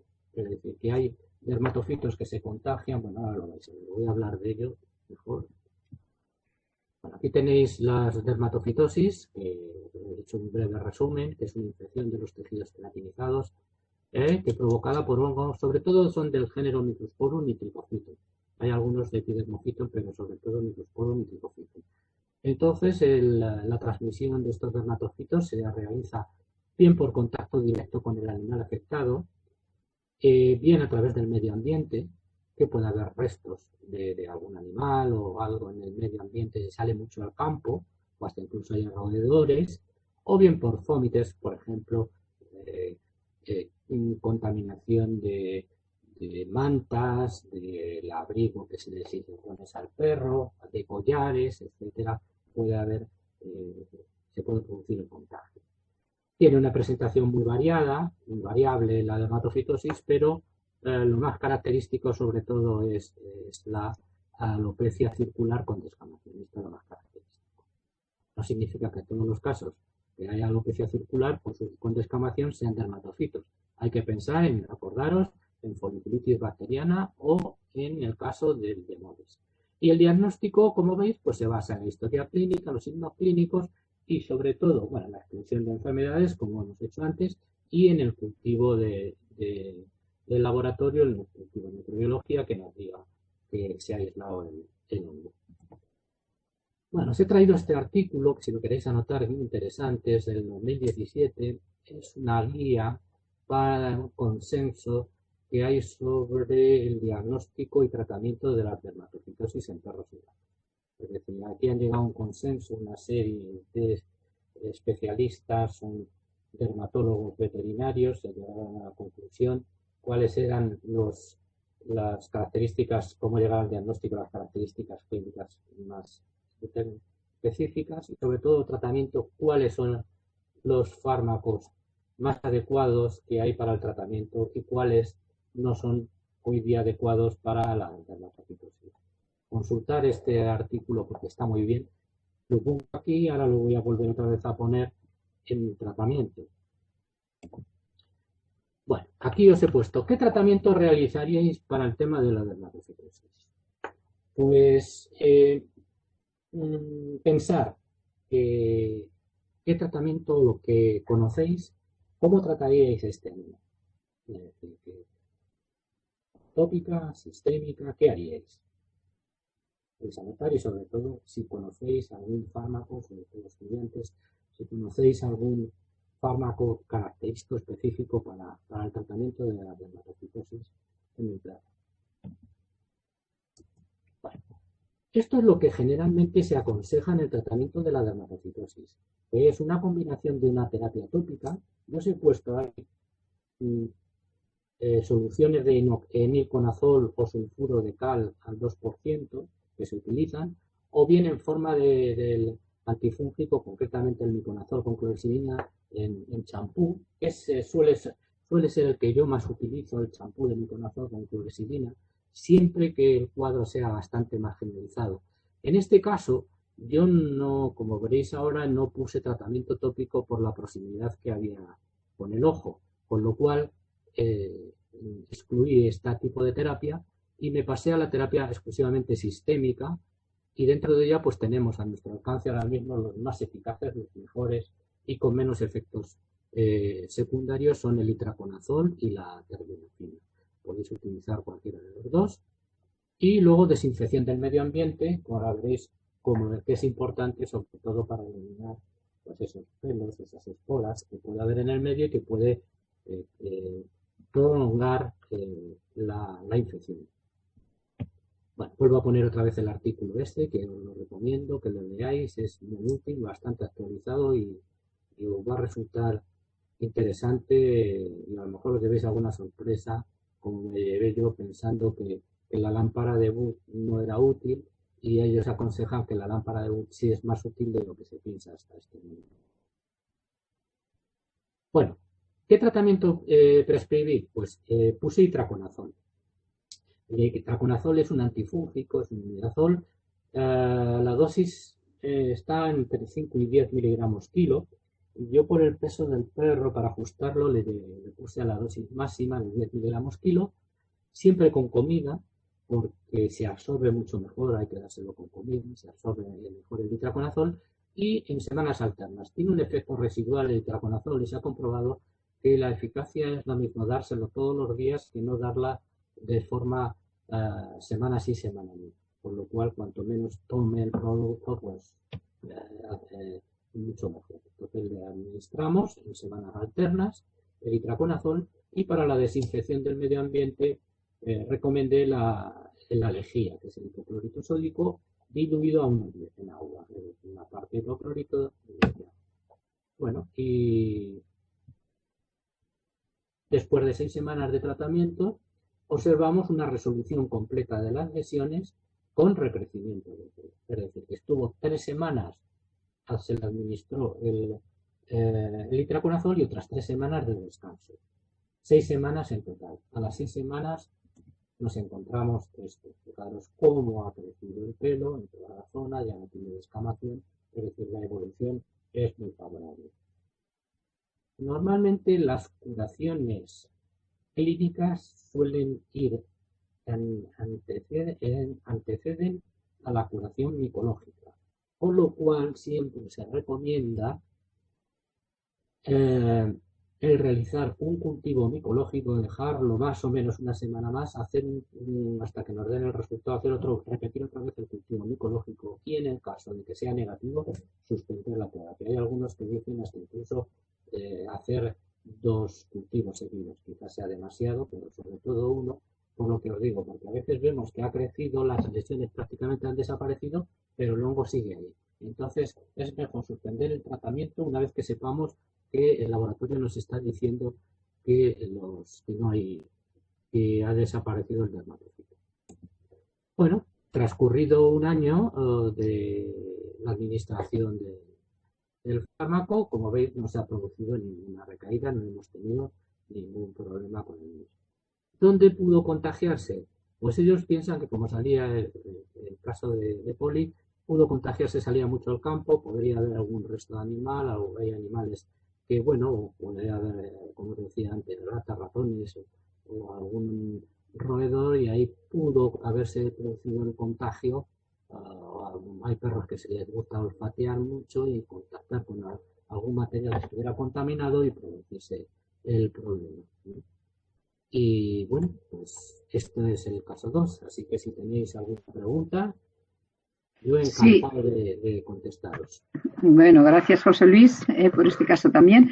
A ver, es una pregunta con 2 partes. Una dicen, como tratamiento. ¿Qué tal el miconazol y el fluconazol, que no se sabe si se puede usar aquí, pero que... Yo recomiendo, vamos a ver, los mejores y sobre todo basándonos también un poco en la experiencia que han hecho en ese artículo que os he enseñado, los mejores para el tratamiento de la dermatofitosis son la elitraconazol y la terbinafina. Por ejemplo, hay otro que se utiliza relativamente mucho el ketoconazol y no es tan eficaz como como estos que os digo, y sobre todo los efectos secundarios con el ketoconazol. La isofulvina, por supuesto, ya se dejó de utilizar, ya no está comercializada, tenía efectos secundarios, y el miconazol son tratamientos tópicos. Yo, en general, no suelo ser, cuando me sale en un animal una dermatofitosis, habitualmente yo suelo poner siempre tratamiento sistémico. Y como tal sistémico el miconazol no lo hay, sino que lo hay en forma de champú. Pero bueno, eso podéis hacerlo. Yo siempre intento, sobre todo, porque también es verdad que la dermatofitosis se ve más en los gatos que en los perros. Entonces en los gatos el estar a lo mejor bañando al gato o aplicándole productos tópicos a un gato, para mí es impensable porque es peor el remedio que la enfermedad. Entonces siempre recurro a tratamientos sistémicos. Yo no tengo experiencia en el fluconazol, pero por lo que yo he leído, no es un tratamiento de elección para la dermatofitosis. Sí, vale, otra pregunta dice, cuando diagnosticas dermatofitos y ya pones un tratamiento, ¿cómo haces para evitar las esporas en el medio? ¿Mandas todo a lavar con hipoclorito sódico y ya? ¿O recomiendas que duerma en otra habitación hasta que se cure? ¿O qué le dices al propietario? Bueno, normalmente lo que se suele recomendar es utilizar una aspiradora que aspire bien todas las habitaciones, sobre todo donde pueda haber pelos, donde pueda haber descamaciones, en los sitios más oscuros, que es todavía donde más se mantienen fuera de la luz esas esporas o esos pelos, y luego, por supuesto, todo lo que se pueda, desinfección con lejía, con el hipoclorito, desinfectarlo. Y luego lo demás, pues bueno, hasta que empiece a hacer efecto el tratamiento, tener cuidado de no tocar mucho al animal por haber la posibilidad de contagio. Pero si a veces cuando se le diagnostica que ya debe llevar tiempo y los propietarios no se han contagiado, que ese sería el problema, pues es probable que empiece a hacer efecto el tratamiento, no hay ninguna. Puede seguir conviviendo, tocándole un poquito menos al animal o lavándonos bien y sobre todo impidiendo también que hasta que se controle la enfermedad, que no contacte con otros animales. Y otra pregunta, la última, dice, ¿hay desparasitaciones periódicas de hongos? No, para nada. No. Sí, no se puede comparar con las enfermedades parasitarias. Claro. Para nada. Es muy importante el protocolo, es decir, vuelvo a insistir, creo que ya lo hemos hablado muchas veces, todos los que nos dedicamos a la dermatología, hay que pensar en esas 3 enfermedades que yo creo que es la base, sobre todo en las lesiones alopécicas, a la hora de poder llegar al diagnóstico. Es decir, nemodes, bacterias, hongos, son las 3 que hay que descartar, y si lo hacemos bien y hacemos un protocolo seriado, alcanzamos grandes éxitos de diagnóstico. Muy bien.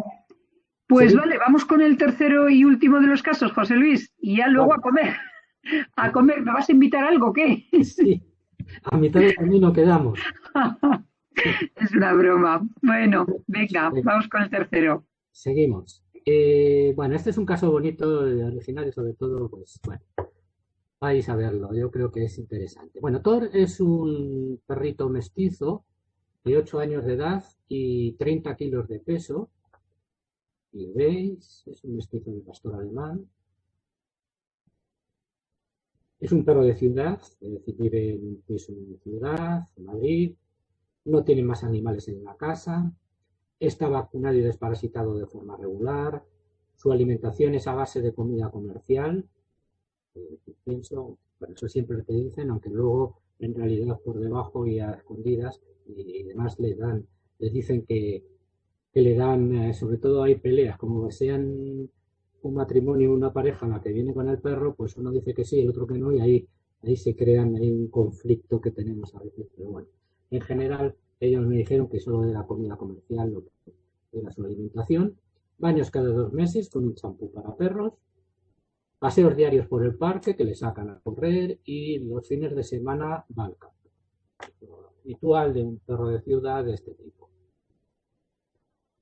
Bueno, nos dice el propietario que viene a consulta para una segunda opinión porque resulta que desde hace 3 meses le han empezaron a salir lesiones costrosas y dolorosas tanto en la nariz como en los labios. Como ahora, bueno, lo veréis más tarde. Le pregunto si tiene picores, me dice que sí, pero son ligeros. En esa escala que os decía me dice que 3/10. Y esos pruritos, ese picor son intermitentes. No es constantemente que el animal se esté rascando o se esté lamiendo. El perro por lo demás está activo, come y bebe normal y los dueños no tienen lesiones cutáneas.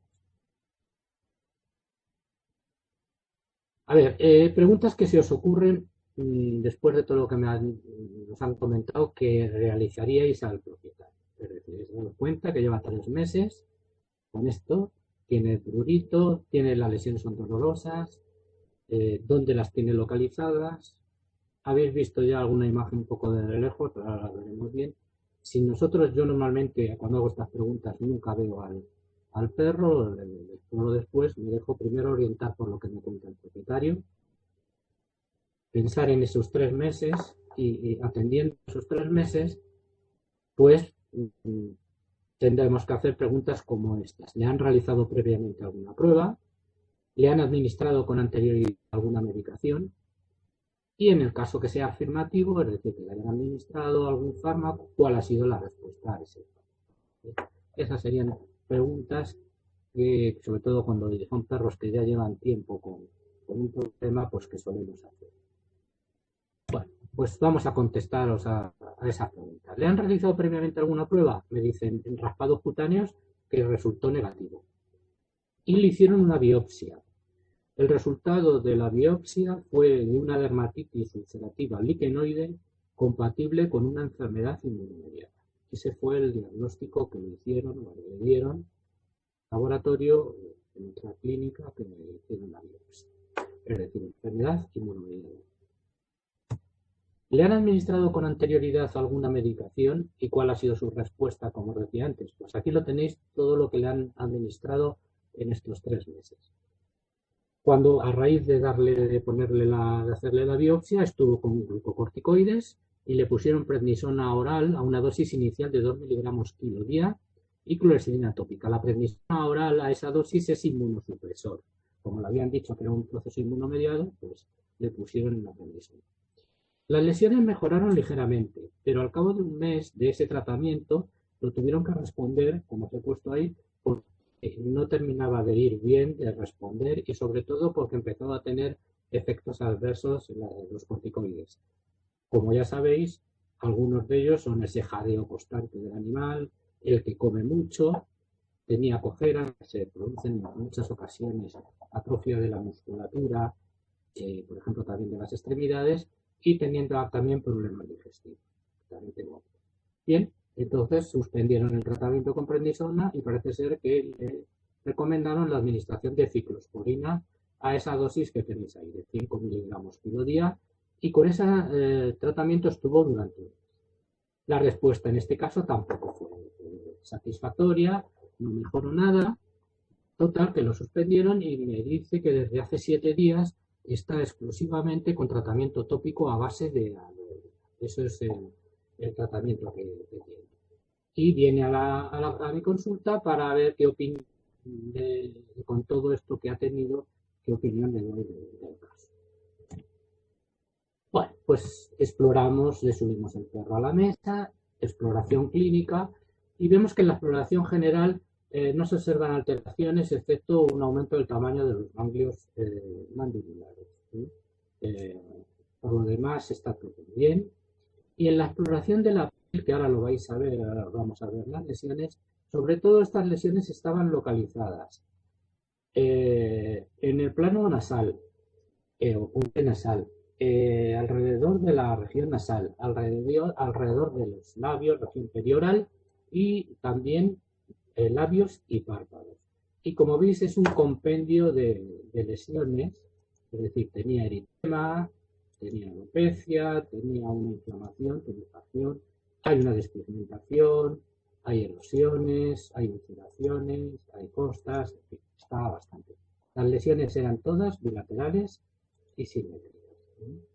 Así que, pues nada, vais a verlo todo esto. Bueno, aquí tenemos a todo. Fijaros lo que os decía, lesiones localizadas, ahí se ven bien, en la zona alrededor de la zona nasal, también alrededor comienza a verse la zona perioral, el puente nasal, lo veis, y luego también, luego lo veremos también a nivel de párpado. Esta sería un poco la imagen, vamos a irlo viendo más cercano. Pues aquí veis la lesión, fijaros cómo están. Esto podemos definirlo, aquí esta zona, podemos definirla como una zona alopécica, eritematosa, ulcerativa, oclusiva, pustulosa, igual, lesiones, cuando son más profundas son úlceras, las costras, van rodeando totalmente esa zona perinasal y también hay lesiones por encima del plano nasal. Aquí otro lado, más cerca, fijaros cómo se ve muy bien la zona ulcerativa, las costras, todo esto. Lesiones alrededor de la zona perioral, costras. Bueno, se me había olvidado comentaros antes que, bueno, ahora lo veremos, hay también despigmentación, que es también característica. Costras, despigmentación también de labios, aquí también alrededor de esos labios, ahí también vemos las costras, es decir, toda zona perioral, esto. Y luego también lesiones a nivel, sobre todo lo vimos a nivel del canto medial, canto interno de los párpados. Vamos a verlo con mayores aumentos, cómo se produce ahí una inflamación en el párpado, despigmentación, hay una exudación y también podemos definir ahí también como costras, también en esta zona está afectada. Es decir, en resumen, las lesiones estaban muy localizadas alrededor de lo que llamamos las uniones mucocutáneas, es decir, sean párpados, ojos, fosas nasales, o sea, nariz y la boca. Bueno, ¿qué diagnóstico diferencial propondríais? ¿Qué pensáis que pueda tener TOR?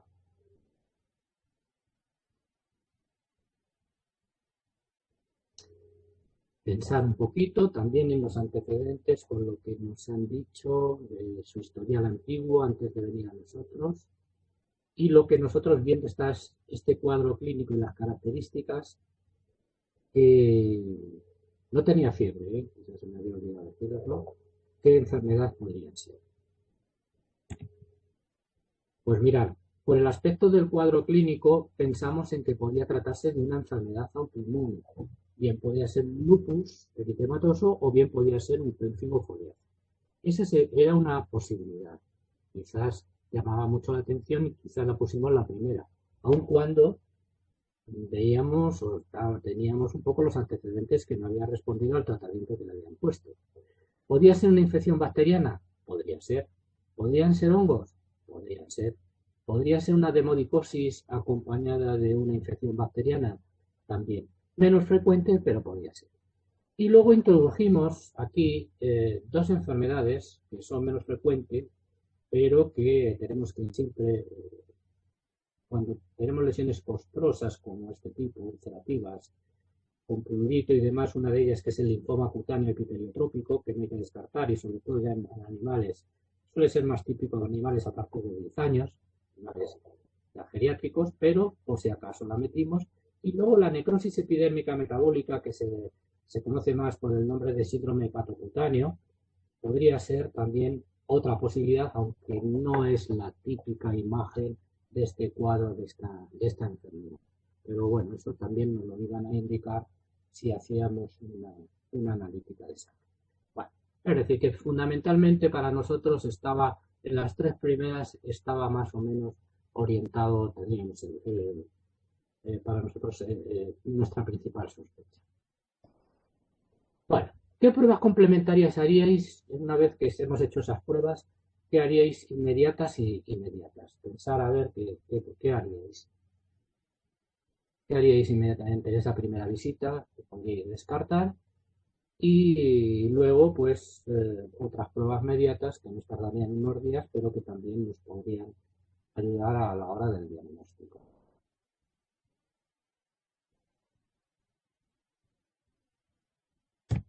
Bueno, pues esto fue las pruebas complementarias. Raspados cutáneos, que lo podemos hacer en esa misma consulta.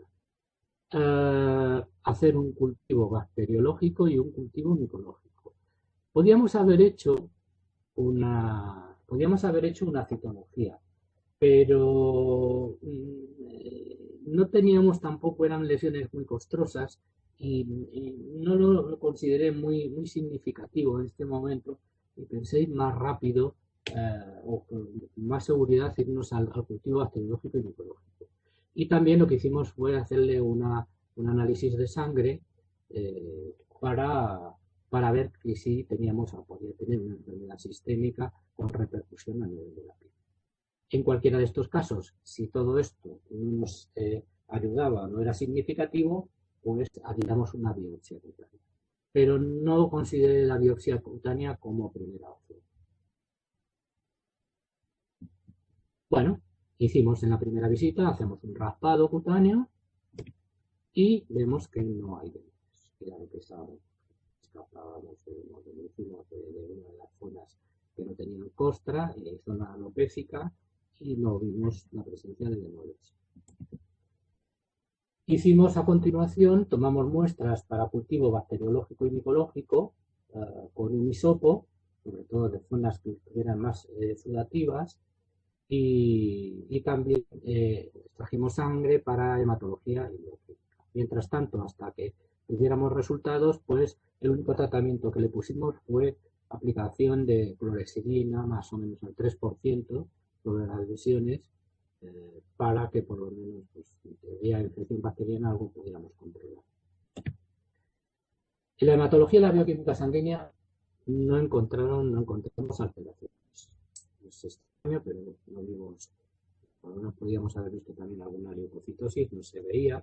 No había lesiones hepáticas, con lo cual ya también estábamos descartando el cuadro del hepato cutáneo que os comentaba con anterioridad. Ahí. Entonces íbamos ya reduciendo posibilidades. Y resulta que en el cultivo bacteriológico, pues repito, a 4 o 5 días nos dicen que hay un crecimiento de Staphylococcus intermedio. Ya sabéis que es la bacteria más frecuente que aparece en la piel, en los animales, entre todo el perro. Y de todos los antibióticos testados, pues es sensible a 2 quinolonas, como es el marrofloxacino y el enrofloxacino, y por otro lado la fosfomicina, como antibióticos sensibles, antibióticos eficaces frente a este estafilococo.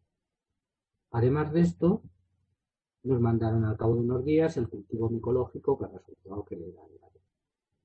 Con lo cual, pues pensamos que podíamos estar ante un proceso infeccioso, una infección bacteriana, como tal, con alguna o no enfermedad subyacente. Habitualmente las infecciones bacterianas suelen ser subyacentes, suele haber alguna enfermedad subyacente.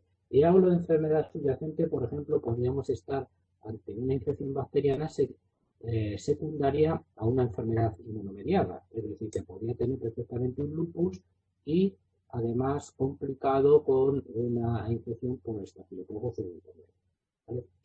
Bueno, y ya aprovecho un poco para, bueno, voy a deciros, bueno, nuestro diagnóstico en principio presuntivo inicial en base a todo lo anteriormente dicho fue de pioderma mucocutánea, que como tal está establecido, es decir, es una infección que afecta a las uniones mucocutáneas de los animales, no es frecuente, se sabe poco de esta enfermedad.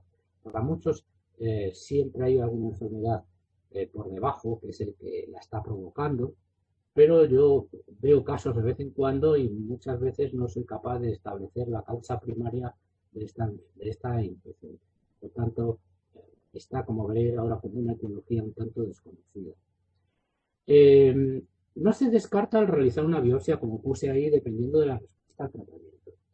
Siempre que tengáis, como este caso, o una infección que os haya dado al laboratorio, cuando veáis un paciente con este, antes de meteros a hacer una biopsia, mi recomendación es que hagáis un cultivo y lo tratéis, hagáis un tratamiento con antibióticos, hagáis una antibioterapia, porque en muchos casos responde bien y se trata de una infección, con lo cual nos ahorramos el hacer una biopsia por un proceso inmunomediado. Dos, si es un proceso inmunomediado, le quitamos la infección, con lo cual vamos a ver las lesiones primarias de la infección, del cuadro inmunomediado, lo vamos a ver más claramente. ¿De acuerdo? Y luego también hay que tener mucho cuidado si no se trata de esa infección, porque a veces el patrón histopatológico se confunde en las piodermas con el lupus. Y entonces, en casos podemos ver una dermatitis, por ejemplo, lipidioide, con una serie de características que a lo mejor están provocadas por una infección bacteriana y no es el lupus.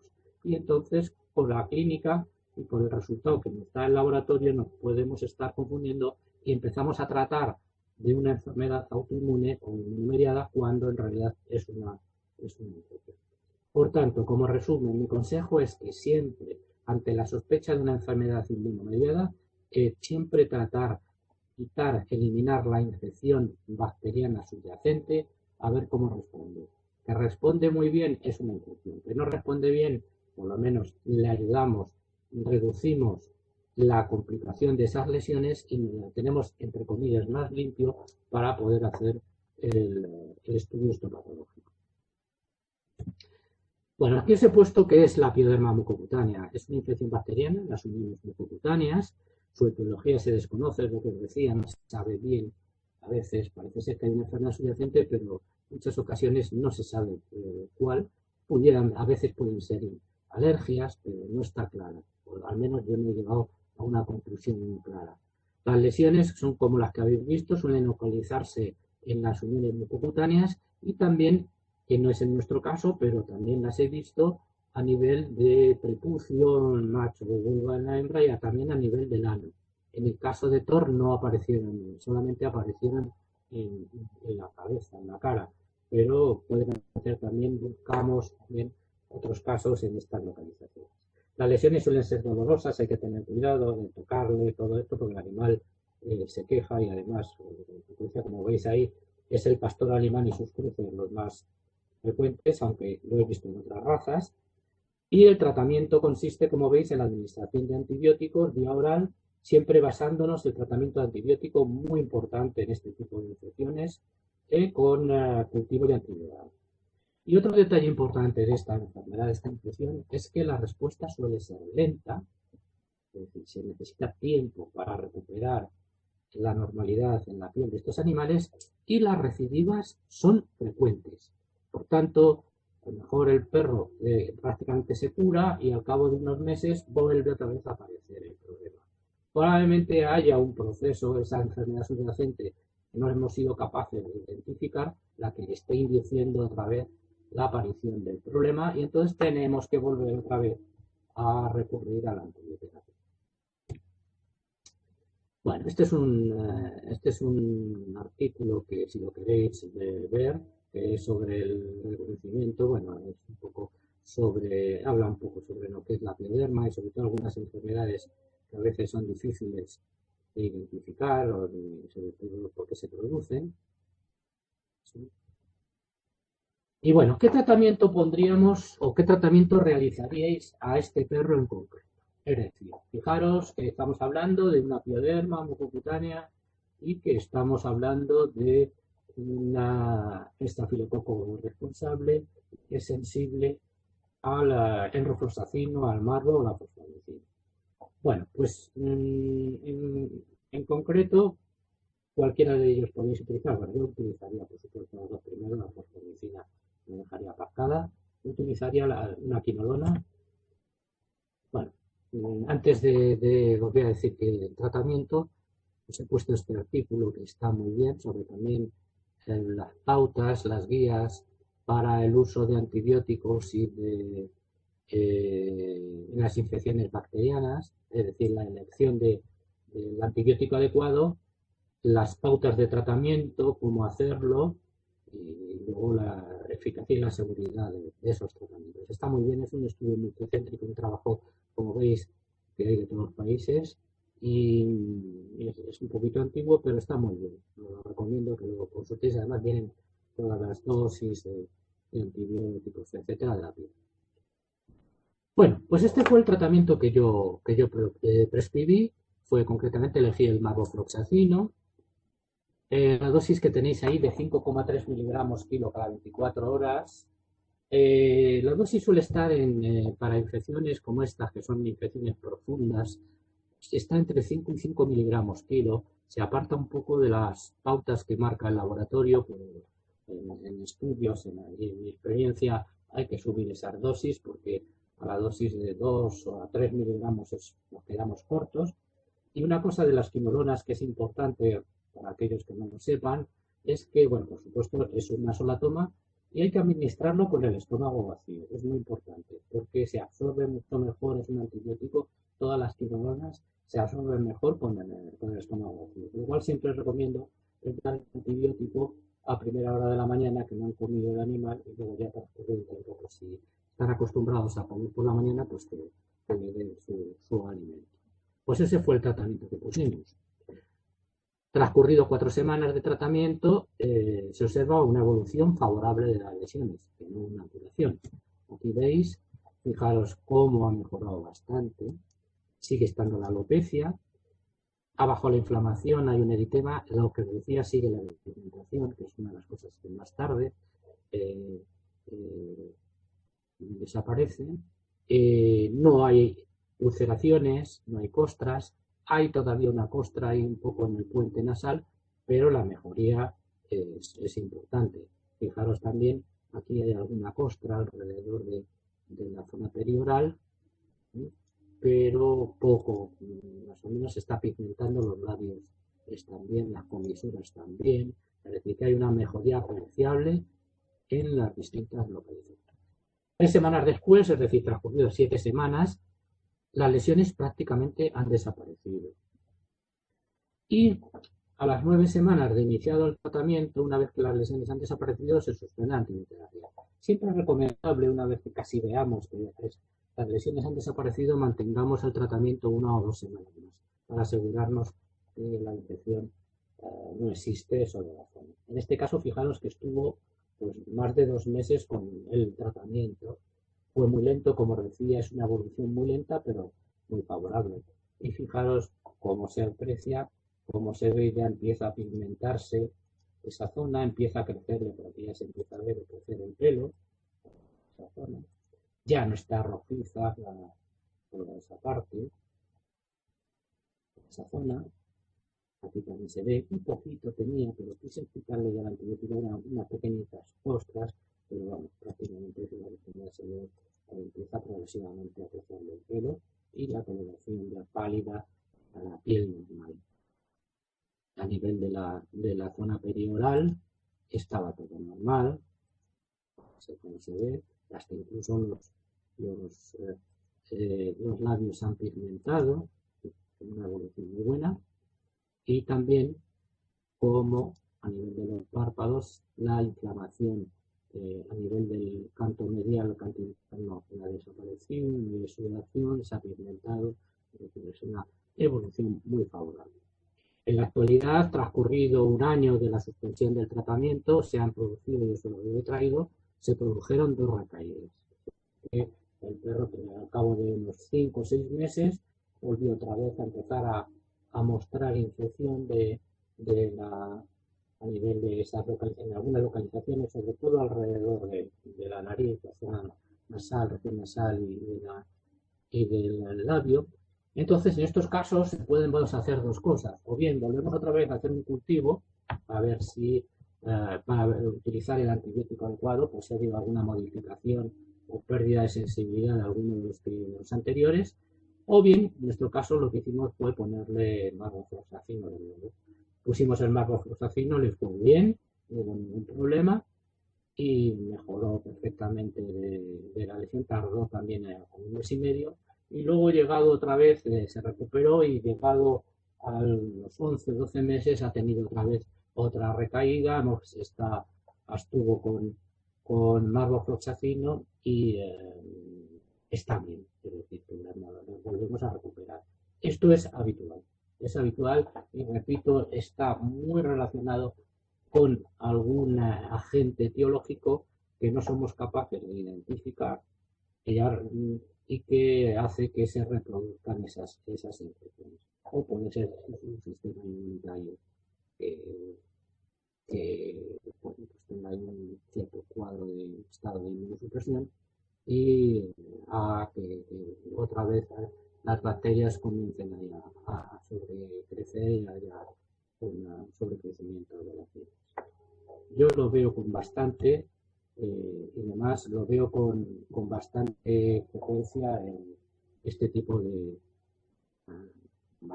con alguna frecuencia este tipo de infecciones. En algunos casos he podido pensar que era una infección, una alergia, y en otros casos no he llegado a saber la causa de la enfermedad subyacente. Bueno, preguntas. Que me imagino que ya estaréis cansados. A ver, ganas de comer. Sí. José Luis, perdona, del caso anterior solo una cosa, porque me he dado cuenta que me he dejado una de... Preguntaba uno de los asistentes que por qué en el caso de la dermatofitosis de antes se puso tratamiento tópico cuando la localización era una localización tan especial al lado del ojo. Es que se lo pusieron los propietarios por su cuenta, no se lo puse yo. Entonces, es decir, fue el propietario el que me vino a la consulta ya cuando le preguntó qué tratamiento le había puesto, me dijo que llevaba unos días él por su cuenta poniéndole betadine. ¿Sí? Vale. O sea, no fui yo. Vale. Una pregunta te hago yo. Yo creo que, hombre, no es relativamente frecuente porque no son muy frecuentes las enfermedades, y tienen a veces características que las distinguen, pero histopatológicamente, o sea, la biopsia de estas piodermas mucocutáneas respecto a un lupus discoide, por ejemplo, ¿cuál sería la clave para diferenciarla? Yo lo que haría siempre, el consejo es, antes de empezar siempre con los lupus discoides, lo que hago siempre es poner tratamiento con antibiótico. Hago cultivo y pongo tratamiento con antibiótico, porque en muchos casos hay algunos que se pueden ver las lesiones, se puede ver las apoptosis en las lesiones a nivel de la zona basal de la epidermis. Hay una dermatitis liquenoide, que es una dermatitis que está justo debajo de la membrana basal, que se ven las dos. Las apoptosis sí son frecuentes, en el caso del lupus, pero también se ven en las infecciones. Mi consejo es, para no complicarnos a veces mucho, es primero poner el antibiótico. Poner antibiótico. Y ver qué pasa. Con cultivo, antibióticos en cultivo. Y ver qué pasa. Y ver cómo evoluciona. Que evoluciona favorablemente, infección. Que no, quitamos esa infección y entonces ya tenemos el lupus. Entonces ya podemos hacer hasta incluso la biopsia, que nos va a indicar con más seguridad. Nada, exactamente, sí. Muy bien. A ver si hay alguna pregunta más por aquí. Déjame ver. Sí, que han llegado. Espera. A ver qué te diga. Aquí una dice: ¿estáis durante los 2 meses de tratamiento con marvofloxacina a dosis de 5 miligramos o bajáis a dosis estándar conforme se ve la respuesta? No, siempre a la misma dosis. A la dosis de 5,3, que es la que yo puse, siempre a la misma dosis. Dice, si está preñada la perra, ¿se puede tratar sistémicamente? Esto. Yo no lo haría, por si acaso, claro. Obviamente, por los efectos secundarios que pudiera, depende de la medicación que le demos. Claro. Ahí ya me pillan un poco, no sé hasta qué punto el antibiótico lo puede afectar. Yo desde luego no lo haría, a lo mejor. Muy mal tenía que ser, yo esperaría. De alguna manera haría tratamientos tópicos hasta que tuviera el cachorro y luego ya nos lo plantearíamos. Pero yo en principio, pues si acaso con los efectos secundarios, ahí no lo sé exactamente. Yo creo que no sería conveniente. No sé, tú también, María, que yo en este caso no lo haría, ¿sabes? Vale, y luego dice otro asistente, dice, ¿sería probablemente la alergia, o sea, la causa más probable, sobre todo por la localización y descartando todo el resto en el caso de la pioderma mucocutánea que has presentado? Sí, es decir, yo he pensado y he tenido algunos casos que son alérgicos, pero también es verdad que lo suelo ver más en animales ya a partir de 7 o 8 años y nunca he tenido ningún cuadro alérgico. Entonces he llegado a pensar que pudiera ser alérgico y en algunos los he tratado ahora con los tratamientos que tenemos para el prurito y nos está controlando, es decir, se le puede dar el Apoquel, lo podemos dar el Cytopoint y con eso y con la antibioterapia se están controlando, pero hay otros que no. Sobre todo es que además el prurito en algunos es mínimo y en cambio lo que tienen es dolor. Entonces, si ya sabéis que si el perro no tiene prurito, el mínimo, no debe ser una alergia. Es un signo clínico constante de las alergias. Pero no descartarlo, por supuesto. Ya. Muy bien. Muy bien, pues no, creo que hay más preguntas. No sé si alguien quiere hacer llegar, a ver si hay una última por aquí. Perdona un momento que lo mire. A ver, la biopsia y los cultivos. Aquí la biopsia y los cultivos no se consideran pruebas inmediatas, o sea, lo que se llama pruebas inmediatas son las que en los cuales... la pregunta es que si se entiende por pruebas inmediatas las que se realizan y tienes el resultado ya, y por pruebas mediáticas las que tienes que esperar a que te envíen el resultado. Exacto. Sí, las pruebas inmediatas son las que tú mismo en la propia consulta las puedes hacer tú y las puedes interpretar en ese momento. Y las mediatas, digamos, que serían las que dependes o bien de otros o necesitas otros días, un tiempo determinado para saber los resultados. Sí. Vale, y luego el que sean mediatas o no, bueno, cuando hay muchas, depende del equipamiento que tiene cada uno en la consulta. Claro, puede decir que claro, habrá, a lo mejor pues hay compañeros que a lo mejor la citología pues no tiene suficiente todavía experiencia y entonces de ser una prueba inmediata que tú lo haces en la clínica y lo miras, lo tienes con un método de tinción rápido y lo miras al microscopio y lo puedes ver, a ver, si no tienes experiencia pues tienes que coger la muestra y mandarla a un laboratorio para que interprete. Entonces eso depende, claro. Pero vamos, todos los cultivos son todo mediatos, es una prueba que dependemos de otros, no de nosotros. Sí. Muy bien. Bueno, pues a ver, aunque había otro caso preparado, pero no nos vamos a pasar del tiempo porque ya es demasiado, ¿no?